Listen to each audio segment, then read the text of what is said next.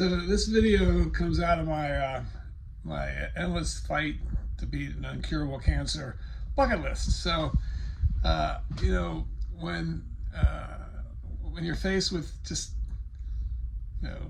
leaving a legacy to something like that, whenever you get inspired with something, let's just run with it. So I've always doodled in the shower, drew things on the shower, fogged up glass doors, and I always play with different letters and try to make characters out of letters. And so I came up with an idea 3 or 4 years ago, and I was like, I'm at a point now where it's not going to be a coulda, shoulda, could've, woulda, shoulda, could've.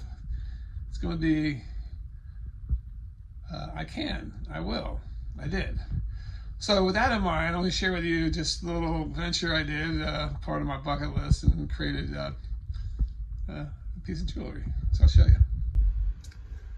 So I'll try to show you what I was going for. So I'm thinking in the shower, so I'm looking at the window, and I start saying, okay, let's try a letter L. And I was doing, look, what can I do with that letter L? And I was like, okay, well, let's try this. Let's go with. That's pretty obviously. Let's go with the O.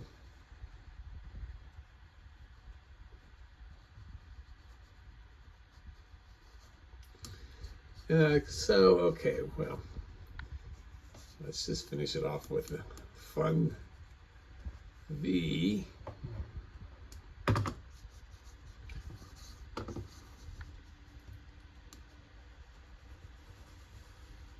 Anyway, the shower's dripping, and I'm just, in a creative. I said, okay, well, let's just put the E on its side.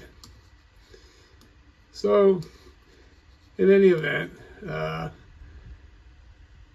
just came out of my head, and I'm like, I wonder what that could happen. What what symbolism behind this? What jewelry, earrings. All that. So anyway, I was just inspired with it. It just sat in the back of my head. Anyway, so the next step was like, well, let me go ahead and see if I can hand draw this. So basically, I went ahead and refined it so you can see the symbol that I have, and then I did a little research. At least my brother-in-law Ted did a little research on Indian art and some of the kachinas. And we couldn't find anything that kind of resembled this look to it. So with that in mind, then I went on to well, let's see where we can take this. So so the next thing I did, I was like, okay, let's make this happen. So I went down to a coin collector I had who's been around for 40 years, and he knows everybody in town. And I asked him if he knew anybody who made jewelry, and he pointed me to a group in North Phoenix. Anyway, I showed up there, and I said, look, I got this idea. It's just in my bucket list, and I just want to make something to give to my wife. And anyway, I told the story about how I was inspired by this, and they said, yeah, let's see what we can do. We can make one out of gold, and we can make one out of silver.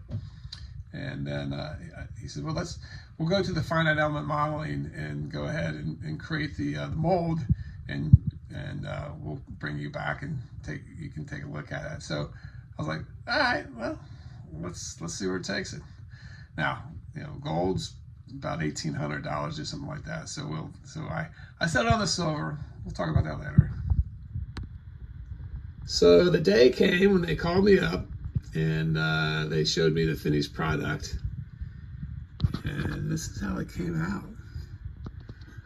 So I bought a chain around it, and we'll do the big reveal here soon, and show my wife, and maybe add that on to the end of the video. Anyway, don't be a woulda, coulda, shoulda. Be a do. I can, I will, I did.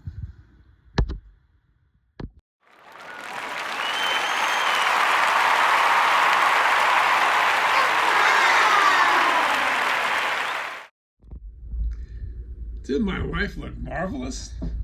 Anyway, I love her, I love my family. And I got to thank her for letting me go on these little legacy bucket lists. So in any event, a lot of people contacted me and said, hey, they might want to, if I can continue making them, they would. So if you're interested, I'm not out to make any money off of it, but the die's there, and we can pour as many of those as we like people to buy. So just email me at brent.rutenmuller@gmail.com, and have a great list. Turn shoulda, coulda, wouldas into I will, I can, I did.